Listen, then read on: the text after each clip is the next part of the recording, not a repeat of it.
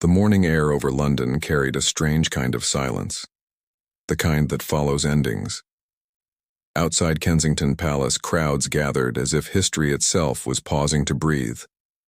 Cameras clicked, children waved flags, and yet, no one quite knew what they were really witnessing. Was this just a royal move, or the closing of a chapter too heavy for words? Inside those red brick walls, William and Kate stood together one last time, their hands brushing against the memories of a life built here. The laughter of their children, the echoes of Diana's shadow, the love that made them human.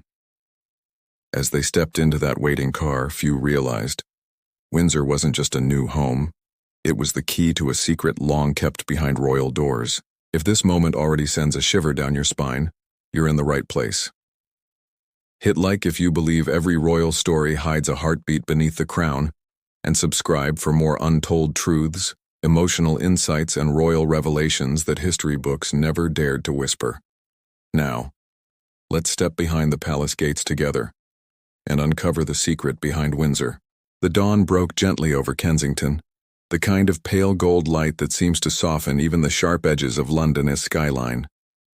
Yet that morning, the air was heavier than usual, still, almost reverent.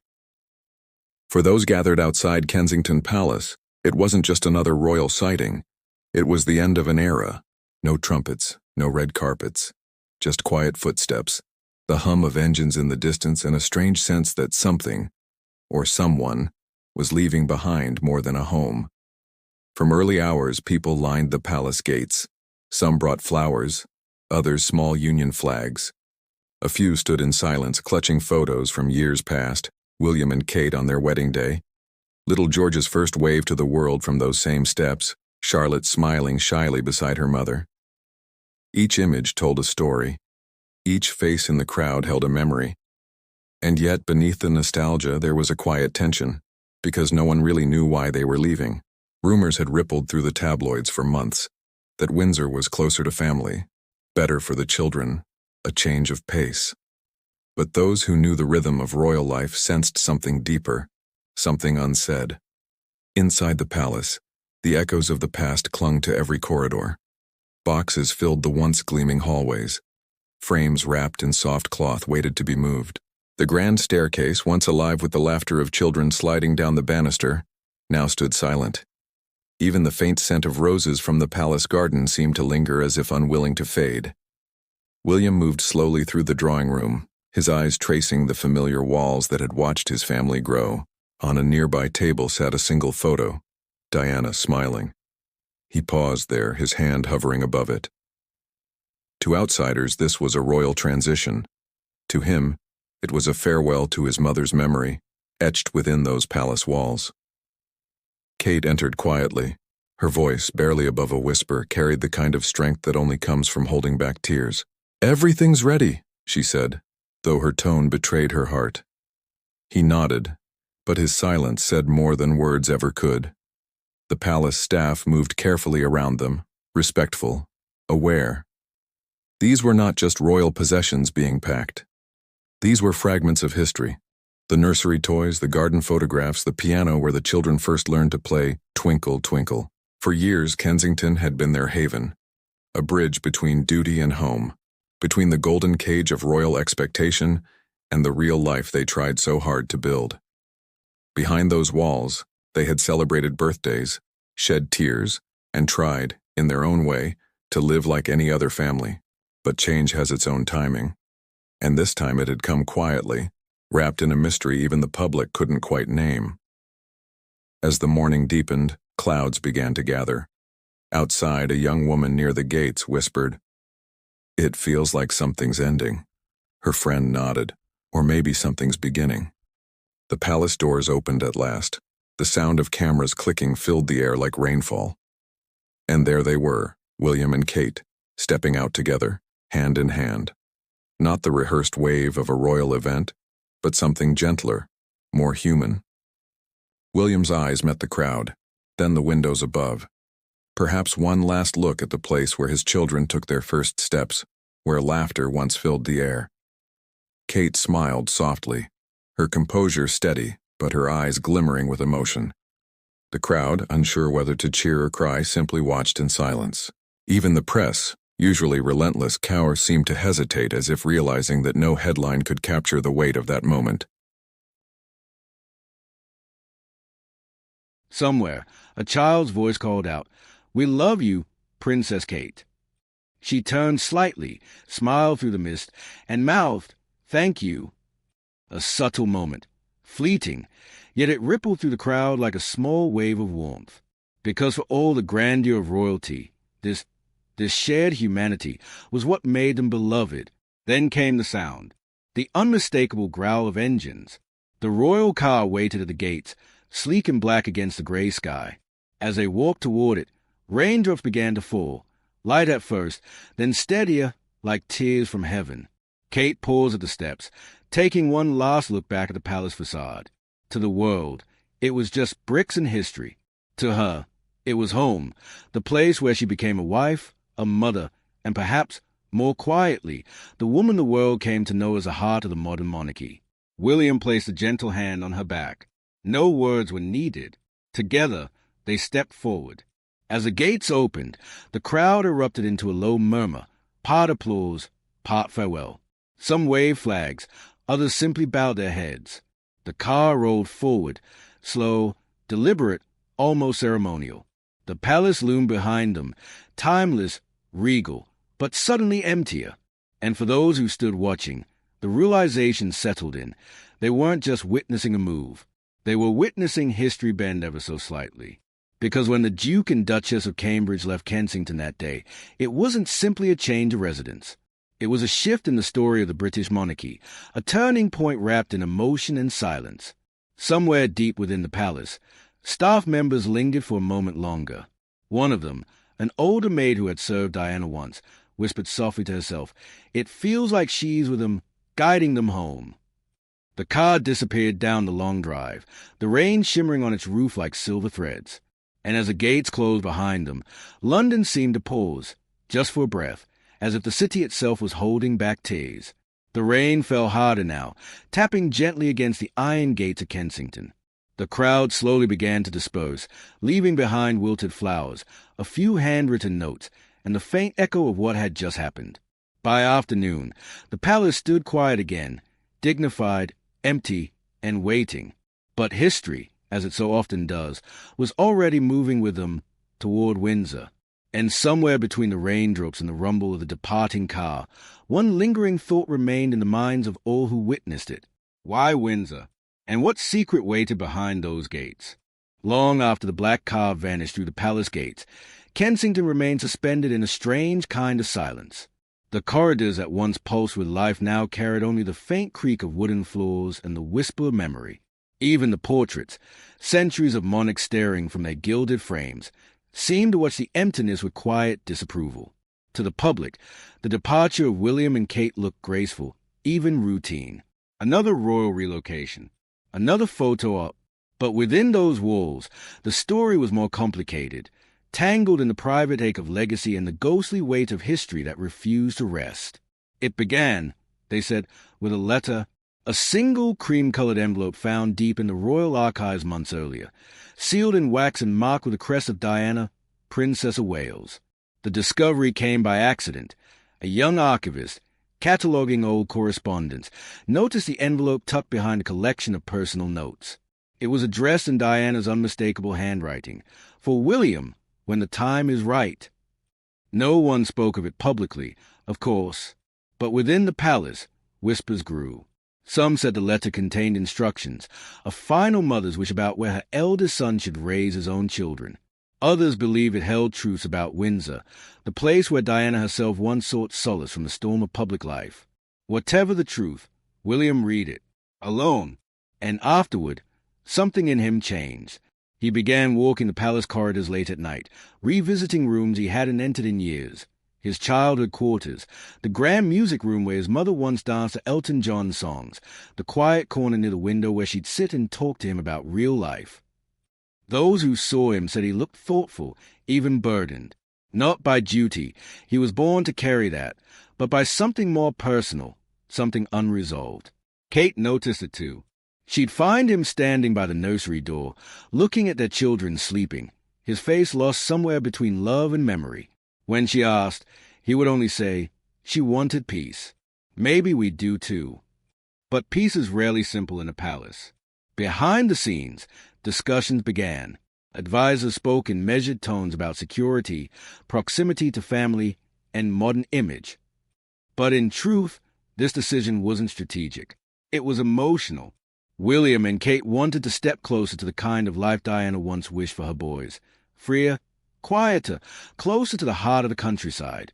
Yet there was another layer, one that few dared to mention aloud. Rumor had it that within Windsor's private archives, deep beneath the Round Tower, existed a collection of documents Diana had entrusted to a confidant. Notes, diaries, and letters never seen by the public. Records of her thoughts about her son's futures, her hopes for their roles beyond the crown. If true, it meant Windsor wasn't just symbolic. It was personal. The idea of moving there, then, carried a certain gravity, almost like fulfilling an unspoken promise. In one of their last evenings at Kensington, the couple sat together in the dim glow of the sitting room. The children had gone to bed. The halls outside were quiet. Kate looked around. At the bookshelves, the soft curtains, the faint smell of wood polish that had always lingered in the air. "We've lived so much life here," she said softly. "It feels strange to just leave." William smiled faintly. "I used to think this place was my mother's gift, but maybe Windsor is." She tilted her head, curious. "Why?" "Because," he said, pausing for a long moment, "it's where she finally found her peace. Maybe it's where we'll find ours." The clock ticked in the silence that followed, soft, deliberate, like the echo of time itself. Outside, the rain had stopped. A faint mist rolled across the palace gardens, curling around the trees like a ghostly veil. Somewhere in the distance, a bell from St. Mary Abbott's church tolled, slow and steady. The next morning, William spent a final hour alone inside the palace chapel. No cameras, no attendants, just him in the quiet. He knelt briefly, his hands clasped, his head bowed. Some said they saw him slip something small into his jacket, perhaps the letter. When he stepped out, the light caught his face in a way that reminded many of Diana, that same mix of strength and sorrow, of grace touched by the human ache of loss. Kate joined him outside, her hand finding his as naturally as breathing. Neither spoke, but their silence said enough. This was not goodbye to a building. It was farewell to a past. For decades, Kensington had stood as both sanctuary and stage for the modern royal family. The place where Diana raised her sons under the gaze of the world. The place where William and Kate tried to redefine what royalty could mean. But even sanctuaries can become cages when their walls echo too loudly with memory. As staff closed the shutters one by one, the last rays of afternoon light spilled across the grand staircase, that familiar, curved railing down which 2 generations of princes had once run in laughter. It looked almost golden, like the palace itself was blessing their departure. Outside, the courtyard remained empty now, save for a single robin perched on the stone fountain. For some reason, it didn't fly away, even as the moving vans rolled past. It stayed, still and bright-eyed, as if watching over the house they'd left behind. By the time dusk fell, the palace lights dimmed, and somewhere, deep in the heart of that building, an old echo lingered, the laughter of a mother, the footsteps of 2 young boys, and a promise that love, not crown, would guide their way. For William and Kate, Windsor was not just the next chapter. It was the echo of the last, a place where Diana's voice, soft and steady, seemed to whisper still, "Go where your heart finds peace." The road that stretched between London and Windsor that morning was quiet, unusually quiet. The rain had eased into a fine drizzle, soft enough to miss the car windows, but not enough to hide the weight of the moment. Inside the royal convoy, silence hung heavier than the clouds above. William watched the city fade behind him, the red brick lanes of Kensington, the cobblestone streets, the faint outline of church spires disappearing into the mist. Each turn of the wheel felt like a page turning, one chapter closing, another waiting just ahead. Beside him, Kate sat still, her gaze lost somewhere beyond the raindrops racing down the glass. The children, nestled in the back, were unusually quiet too. Perhaps they sensed what their parents could not say aloud, that this wasn't just a move. It was a passage. From the outside, it looked simple, a royal family relocating to Windsor, closer to school, closer to the Queen. But those who've ever left a home they loved know the truth. Change, even for royals, carries its own kind of ache. The driver's voice came softly through the intercom. "Your Royal Highness, we'll pass through Richmond shortly." William nodded absently, eyes still on the road. Richmond? That was where he used to ride his bike as a student, long before the titles, before the weight of duty began to press on his shoulders. He smiled faintly at the memory, the boy he once was, free and wind-tossed, unaware of the crown that would one day shadow every decision he made. Kate noticed the look. "You're remembering something," she said, her tone warm, knowing. "Just the quiet," he replied. "Back then, life was simple. It was just living." She nodded, her hand finding his. Maybe that's what we're chasing again, something simple. Their fingers intertwined, and for a moment, the world outside seemed to slow. As the car passed through the gentle sweep of countryside, the landscape shifted. London's grey washed away into rolling green fields, soft hills, and clusters of ancient oaks. The kind of scenery that once inspired poets and painters alike. There was something timeless about it, as if England itself was watching over them. The further they drove, the lighter the air seemed to grow. Kate looked out at the fields, where early morning fog hung low like silk over the grass. "It feels different out here," she murmured. "Peaceful." William's eyes softened. "That's what she wanted for us," he said quietly. "For all of us." He didn't need to say her name. They both knew who he meant. The journey to Windsor wasn't just physical, it was deeply symbolic. The couple had chosen Adelaide Cottage, a modest home by royal standards, tucked within the grounds of Windsor Home Park. No grand palace, no sprawling estate. Just a simple, charming house built in 1831, surrounded by trees and birdsong. To outsiders, the choice seemed humble. To those who understood the royal story, it spoke volumes. Diana had always dreamed of raising her son closer to nature, away from the endless noise of royal life. In Windsor, her wish found new life through her eldest son, not through words or speeches, but through action. Still, for William, the move carried a quiet tension. Windsor was also a place of shadows, a fortress of royal secrets, guarded archives, and memories that stretched back centuries. Within its walls, truth and tradition often danced an uneasy waltz. And as the convoy neared the great gates of Windsor, that truth felt closer than ever. The rain cleared. By the time they reached the outskirts of the Windsor estate, sunlight broke through the clouds, washing the trees in soft gold. The towers of the castle appeared in the distance, ancient, unyielding, yet strangely comforting. Kate exhaled softly, almost in awe. "It's beautiful," she said. "It's home," William replied, though his voice carried both conviction and uncertainty. The gates opened slowly, the iron creaking like an old book being read aloud. A small group of staff stood waiting, familiar faces, warm smiles, the quiet efficiency that marked royal life. As the car rolled forward, the children pressed their faces to the window. George pointed, his voice full of wonder. "Is that the castle, Papa?" "It is," William smiled.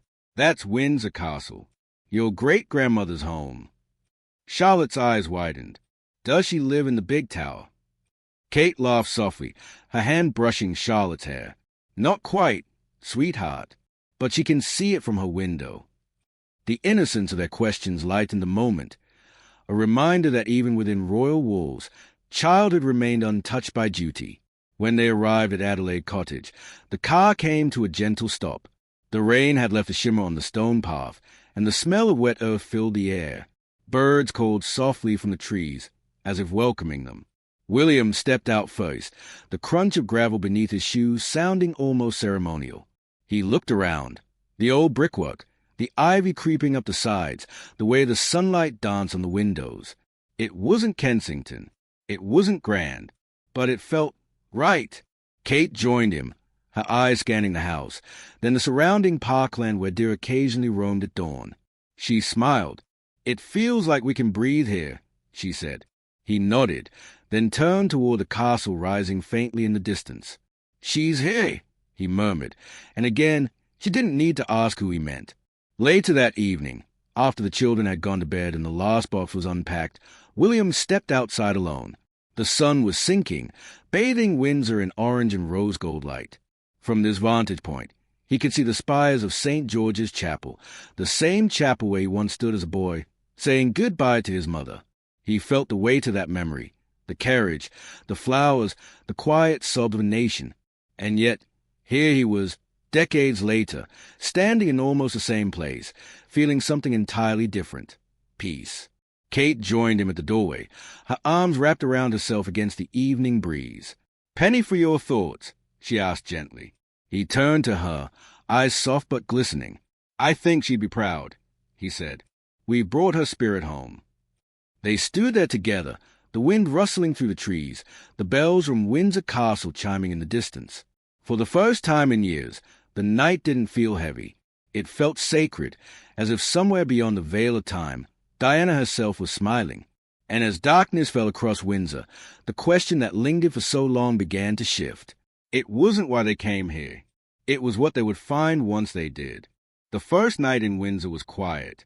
No city hum. No flash of photographers beyond the windows. Only the wind moving gently through the trees, and the faint sound of the chapel bells echoing through the park.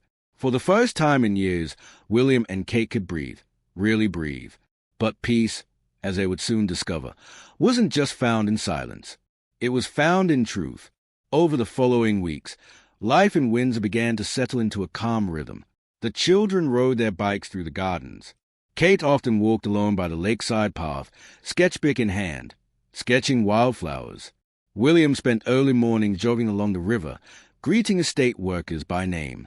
It was almost ordinary, almost, because behind that quiet, something else stirred. One evening, while organizing a few final boxes from Kensington, Kate found it, a smaller box wrapped in aged parchment and sealed with a familiar crest. Inside were letters, some yellowed by time, written in the unmistakable slant of Diana's handwriting. Her breath caught. William entered moments later. She handed him the box silently, her eyes wide, almost reverent. He sat, slowly unfolding the first letter. The ink was faded but still legible. "My dear boy, if you're reading this, it means life has carried you where I hoped it would, toward peace, not pressure." He read on, his fingers trembling slightly as a word seemed to bridge time itself. "Windsor holds more than walls and titles. It holds the heart of the family, the truth the crown sometimes forgets. You'll know when it's time to come home. And when you do, remember that love must always lead." Kate watched him, her eyes glistening. "She wanted you here," she whispered. William nodded, voice low. "All this time, I thought Windsor was just duty. But it's her." The discovery shifted everything. Not politically, not publicly, but personally. For years, William had wrestled between his role and his heart, between the man the world wanted him to be and the son Diana had raised him to become. Now, those words gave him clarity. Windsor wasn't exile. It was destiny. A few days later, William requested a private audience at St. George's Chapel, the same place where his mother now rested. No cameras, no ceremony, just flowers in his hand, and the same letter folded neatly in his pocket. He knelt by her resting place, the air heavy with the scent of roses. For a long time, he said nothing, and then, quietly, "I'm here, Mum. We made it." His voice broke slightly. "You were right. We needed to come home, not to the crown, but to the heart of it." He stayed there for a while, the sunlight falling through the stained glass in soft patches. There was no audience, no grand speech, just the sun finding peace in the place his mother had once felt most free. Back at Adelaide Cottage, the change was visible. The couple's days were slower now, filled with school runs, garden picnics, and evenings spent reading by the fire. The staff often said it felt different there, warmer, lighter, almost UN royal in the best way possible. And yet, even within that serenity, Windsor had its share of mysteries. Some spoke of secret correspondence between Diana and the late Queen, letters discussing the future of the monarchy, their shared fears, and hopes for William's role. Others believed Diana's writings revealed a vision for a more compassionate crown, one that ruled less by tradition and more by truth. Whatever the details, the spirit of those letters lived on. William began subtly reshaping his public image, speaking more candidly, focusing on family, mental health, and modern fatherhood. Kate, too, seemed transformed, less the poised duchess, more the grounding force of the royal story, carrying Diana's grace in her own quiet way. Together, they turned Windsor from a fortress into something human, a living bridge between the past and the future of the monarchy. Months later, during a private garden event for charity, an older woman approached Kate. She had once worked as a staff member under Diana. Her hands trembled slightly as she spoke. "She'd be so proud of you both," she said. "You brought kindness back into these walls." Kate's eyes softened. "That's all we've ever wanted," she replied. "To keep her spirit alive, not as a memory, but as a way of living." The woman smiled, eyes misty. "You already have." That night, as the last guest departed, William and Kate stood together on the cottage porch. The castle tower shimmered faintly in the distance under moonlight. "She was right," Kate said quietly. "Windsor is the heart of the story." William nodded. "And now it's where our story continues." They stood in silence for a while, listening to the wind rustling through the trees. Somewhere beyond, the chapel bell chimed once, deep, resonant, and comforting. Kate leaned her head against his shoulder. "You know," she whispered, "I think she's still guiding us." He smiled faintly. "Always."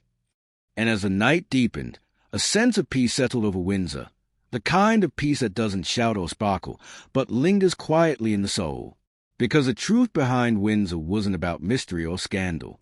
It was about love, a mother's love that outlived time, and a son's promise finally fulfilled.